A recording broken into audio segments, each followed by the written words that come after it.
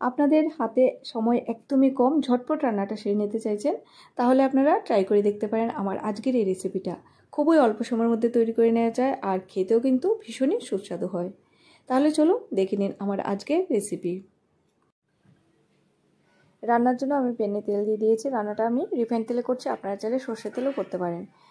গোটা গরম মশলা দিয়ে দিতে হবে। গরম মশলার মধ্যে এলাচ আর দারচিনি দিয়েছি। তারপর আমি হাফ টিস্পুন গোটা জিরে দিয়েছি। জিরেটাকে অল্প ফ্রাই করে নিতে হবে। জিরেটা ফ্রাই করা হয়ে গেছে। এখানে আমি দুটো পেঁয়াজ গ্রেট করে নিয়েছি, সেই গ্রেট করে রাখা পেঁয়াজটা দিয়ে দিলাম। আপনারা চাইলে পেঁয়াজটা বেটেও দিতে পারেন বা খুব ভালো করে কুচি কুচি করে দিতে পারেন। পেঁয়াজটাকে কিছুক্ষণ ব্রাউন কালার হওয়া পর্যন্ত ভেজে নিতে হবে।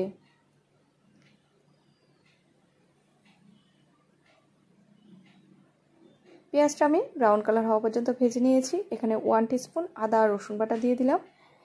আদা রসুন বাটাটা দেওয়ার পর কিছুক্ষণ ভাজতে হবে, আদা রসুনের কাঁচা গন্ধটা চলে যাওয়া পর্যন্ত। কিছুক্ষণ ভেজে নেওয়ার পর এবার আমি তার মধ্যে একটা টমেটো পেস্ট দিয়েছি, তার সাথে পরিমাণ মতো হলুদ গুঁড়ো দিয়ে দিয়েছি। এগুলো দিয়ে আবারও কিছুক্ষণ এটাকে ভেজে নিতে হবে।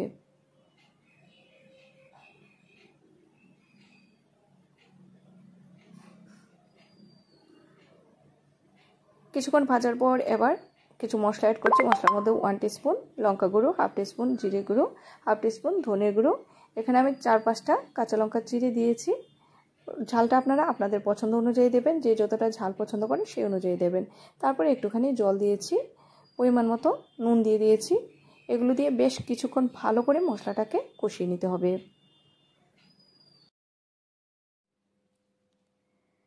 মশলাটাকে আমি বেশ কিছুক্ষণ ভালোভাবে কষিয়ে নিয়েছি। এই যে দেখুন মশলাটা থেকে তেল ছেড়েছে। এবার আমি তার মধ্যে জল অ্যাড করব। আমি প্রায় হাফ কাপের মতো জল এখানে অ্যাড করেছি, আর জলটা কিন্তু অবশ্যই গরম জল হতে হবে। গ্যাসের ফ্লেমটা লো টু মিডিয়াম আঁচে রেখে রান্নাটা করতে হবে। জলটা দেওয়ার পর জলটা যখন ফুটে উঠবে তখন আমি তার মধ্যে ডিম দিয়ে দেব।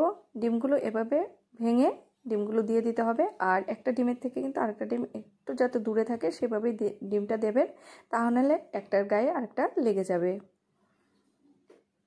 আর গ্যাসের ফ্লেমটা কিন্তু লো টু মিডিয়াম ফ্লেমে দিয়ে রান্নাটা করতে হবে। এভাবে আমি 2-3 মিনিট ঢাকা দিয়ে এবার রান্নাটা করব, তাহলে ডিমটা উপর থেকেও ভালোভাবে সেদ্ধ হয়ে যাবে। 2-3 মিনিট পর আমি ঢাকাটা তুলে দিয়েছি। এই যে দেখুন ডিমটা কিন্তু অনেকটাই উপর দিক থেকেও সেদ্ধ হয়ে গেছে। এবার এভাবে খুন্তি দিয়ে একটা থেকে আরেকটা একটু আলাদা করে দিতে হবে।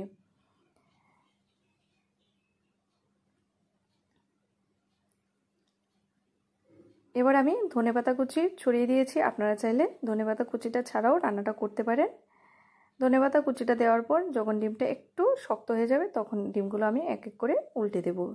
এই যে দেখুন এবার আমি ডিমগুলো উল্টে দিচ্ছি, তাহলে ওই দিক থেকেও ঝোলটা ডিমের ভিতরে ঢুকে যাবে। খুবই সহজে অল্প সময়ে কিন্তু রান্নাটা করে নেওয়া যায় আর ভীষণই টেস্টি হয় খেতে। আপনারা অবশ্যই বাড়িতে একবার ট্রাই করে দেখতে পারেন।